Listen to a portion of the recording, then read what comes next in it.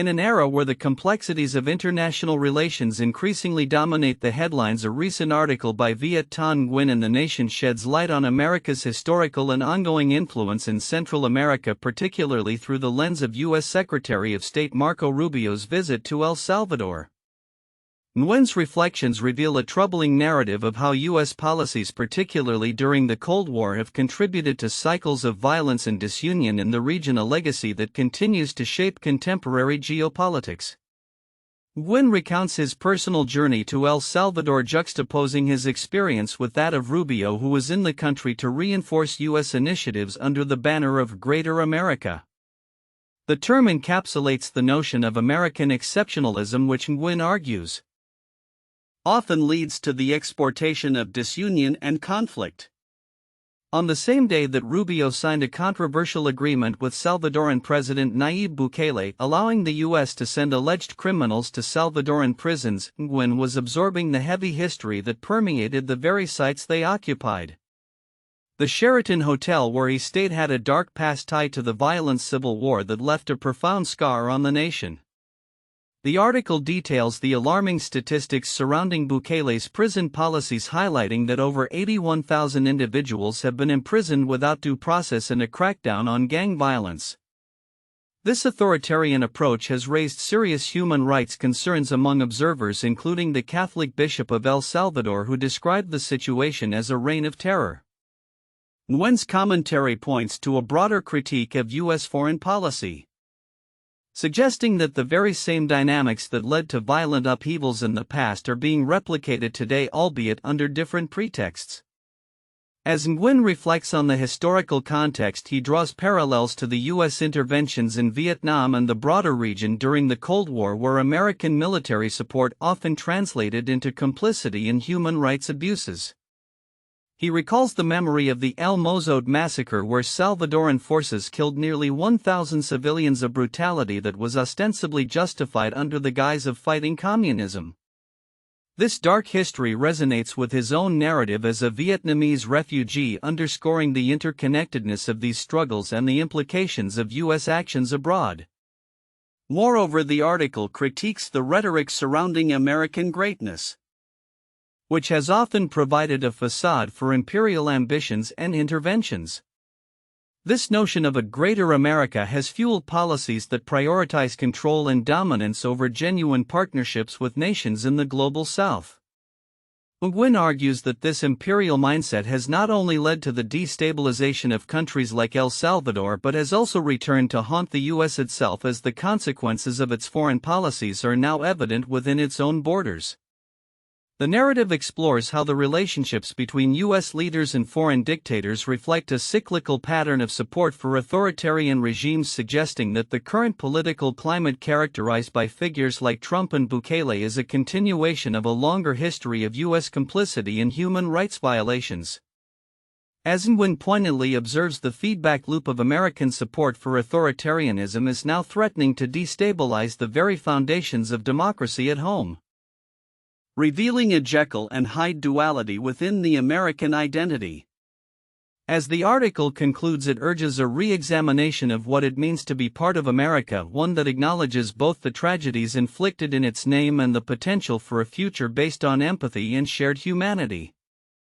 By listening to the stories of survivors and acknowledging the historical injustices wrought by the policies of Greater America, Nguyen advocates for a path toward healing and genuine connection rather than continued cycles of violence and division. Looking forward, as the geopolitical landscape evolves, the lessons from Nguyen's observations are more relevant than ever. The U.S. must confront its past and present actions in international relations to foster a future that prioritizes justice and collaboration over domination. The ongoing implications of this discourse are critical as the global community grapples with the repercussions of historical injustices and seeks pathways toward a more equitable and peaceful world. In a politically charged atmosphere, the Trump administration is facing intense scrutiny over its recent decision to deploy National Guard troops and Marines to Los Angeles in response to ongoing immigration protests. The Pentagon has estimated that this deployment will cost approximately $134 million, a figure highlighted during a heated House Appropriations Subcommittee hearing led by Defense Secretary Pete Hegseth. This cost encompasses various logistical expenses including travel, housing, and food for the troops, with funding expected to be drawn from existing operations and maintenance accounts.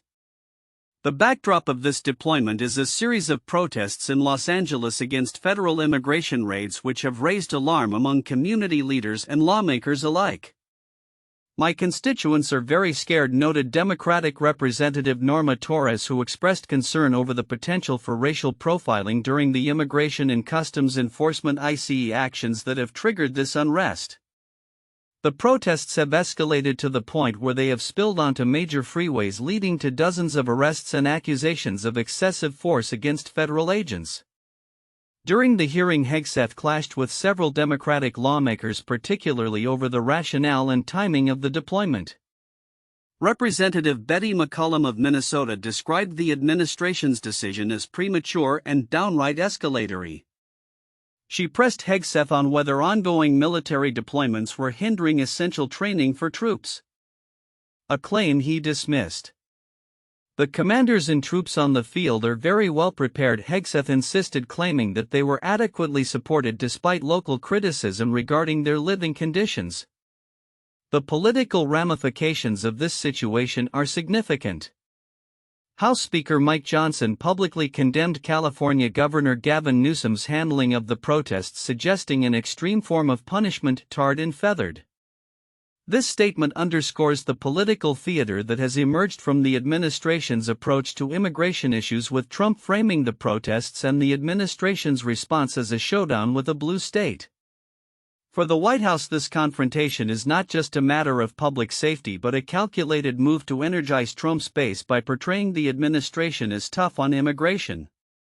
As tensions rise in Los Angeles, the broader implications of these actions are becoming clearer. Critics argue that deploying military personnel to manage domestic protests blurs the lines between civil law enforcement and military authority. Representative Mikey Sherrill, a former Navy helicopter pilot, cautioned against the dangers of militarizing responses to civil unrest, stating, "It's a dangerous situation to put military on the streets of the country." In the context of the larger political landscape, New Jersey voters are also heading to the polls for gubernatorial primaries, reflecting a deepening engagement in political processes following the contentious 2024 election. With candidates from both parties vying for momentum, the outcomes may serve as critical indicators of voter sentiment in the wake of Trump's presidency. As the deployment of troops in Los Angeles continues, the administration's strategy will likely face ongoing scrutiny from lawmakers and the public alike. The coming weeks will reveal how this situation unfolds and whether it will reshape the political dynamics leading into the next election cycle, as both parties grapple with the implications of immigration policy and public safety in a divided nation. In a dramatic turn of events that has captured national attention, the Department of Justice has identified a suspect accused of assaulting a federal officer during recent anti-ICE demonstrations in Los Angeles. The incident, which escalated tensions surrounding the protests, has drawn strong responses from both government officials and law enforcement agencies. On June 9, 2025, U.S. Attorney Bill Asaley announced that the suspect, Elpidio Reyna, was identified as the individual seen on video throwing rocks at federal officers during the protests in Paramount, California. This violent act resulted in injuries to a federal officer and damage to law enforcement vehicles. Attorney General Pam Bondi delivered the news during an appearance on Fox News' Hannity, where she emphasized the gravity of the situation. "The FBI has identified him," Bondi stated. "That guy has just been identified and they are doing a search warrant on his house as we speak." She reiterated the administration's commitment to pursuing those who engage in violence against law enforcement, proclaiming, "You can run, you can't hide. We are coming after you federally." The FBI had previously offered a $50,000 reward for information leading to Reyna's arrest, indicating the seriousness with which authorities are treating the matter. Bondi warned that those who commit crimes during such protests would face severe penalties under federal law. If you assault a police officer, if you rob a store, if you loot. If you spit on police officers, we're coming after you, she asserted. Notably, individuals convicted of looting could face up to 20 years in prison, while spitting on a federal officer might result in a maximum sentence of 5 years. The protests in Los Angeles, which turned violent over the weekend, have been part of a larger national dialogue on immigration enforcement and police conduct. FBI Director Kash Patel weighed in on the issue, stating, "If you assault a law enforcement officer, you're going to jail, period." Patel's remarks underscore a broader zero-tolerance policy adopted by the government in response to the unrest. He further noted that the FBI would step in when local jurisdictions fail to protect law enforcement, emphasizing that the agency stands resolutely behind its officers. The identification of Reyna comes amid heightened scrutiny of public safety and law enforcement's role in managing protests. The recent unrest has drawn criticism from both sides of the political spectrum, with federal officials condemning the violent rhetoric that has fueled such demonstrations. This incident raises questions about the balance between peaceful protest and unlawful conduct, as well as the federal government's approach to upholding law and order. As the investigation into Reyna unfolds, the implications of this incident extend beyond Los Angeles, reflecting a national conversation about law enforcement, civil rights, and public safety. With the commitment from federal authorities to rigorously pursue individuals engaged in violence against law enforcement, the landscape of protests may shift significantly in the coming months.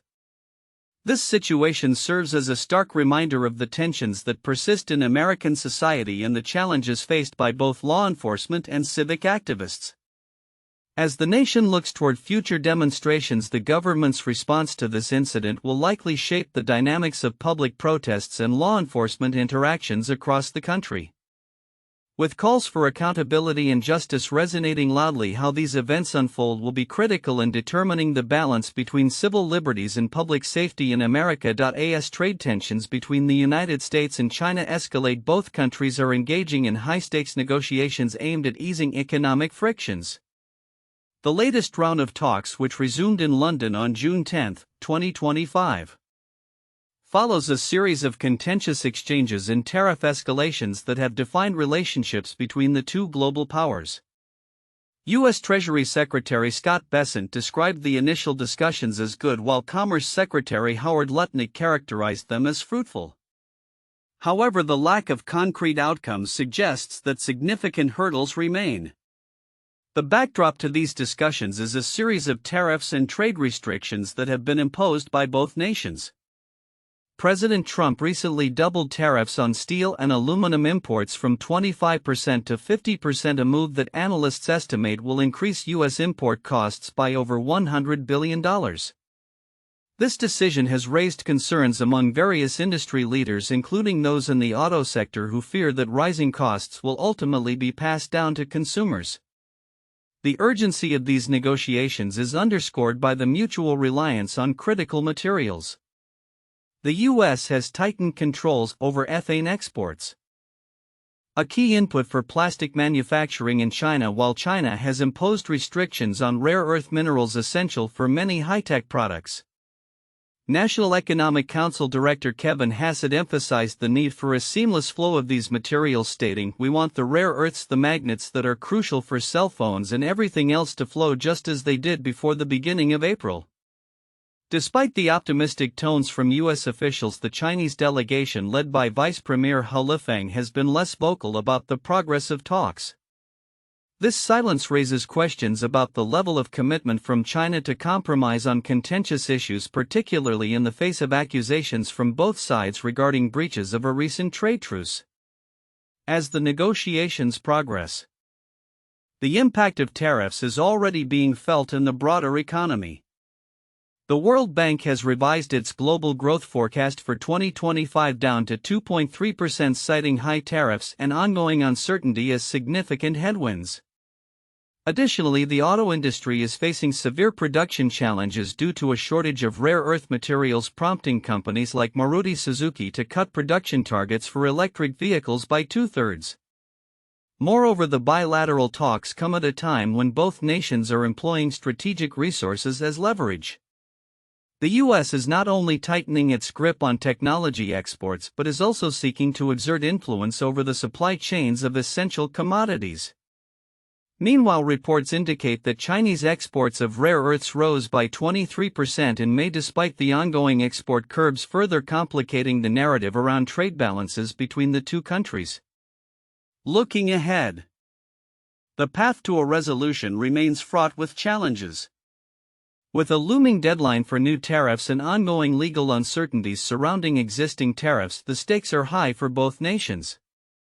As President Trump pushes for swift resolutions with other partners including India and the United Kingdom, the outcome of the US-China negotiations will likely have far-reaching implications for global trade dynamics. The coming weeks will be critical as both sides endeavor to find common ground. However, as history has shown, the complexities of international trade negotiations often lead to unexpected twists, making it difficult to predict a clear path forward. As the global economy holds its breath, the hope remains that equitable solutions can be reached that address the concerns of both nations while minimizing disruption to the broader market. As US-China trade negotiations unfolded in London on Tuesday, optimism permeated the atmosphere, signaling a potential thaw in the icy relations between the world's two largest economies. The discussions, now on their second day, have garnered attention amid rising tensions and escalating tariffs that have strained supply chains critical to both nations. Commerce Secretary Howard Lutnick, who was leading the U.S. negotiating team alongside Treasury Secretary Scott Bessent and U.S. Trade Representative Jamieson Greer, addressed reporters outside Lancaster House, where the high-stakes dialogue is taking place.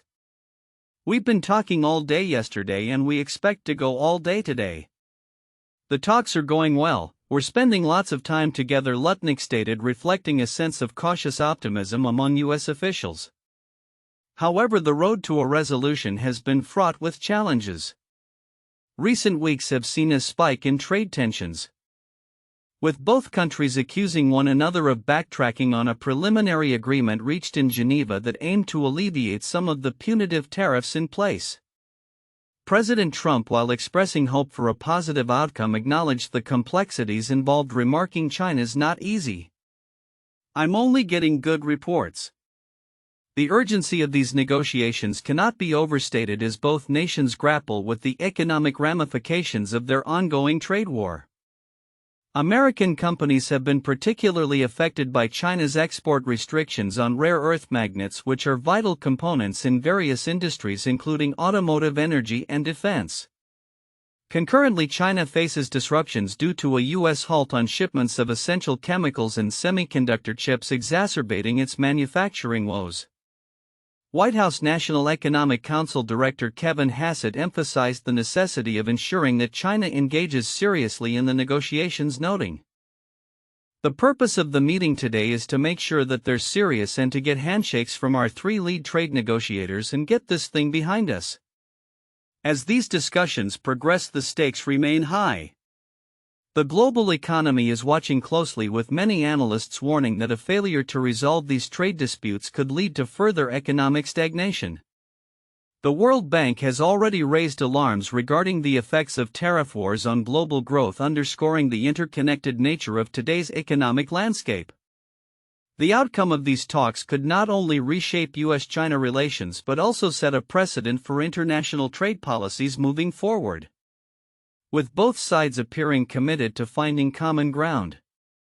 The next few days will be crucial in determining whether this dialogue can translate into actionable agreements that could alleviate the burdens of tariffs and restore stability to disrupted supply chains. As the world waits for developments, the implications of these negotiations extend beyond just trade, potentially influencing geopolitical dynamics and economic strategies for years to come. The unfolding situation emphasizes the importance of diplomacy in navigating complex interdependencies in an increasingly globalized economy.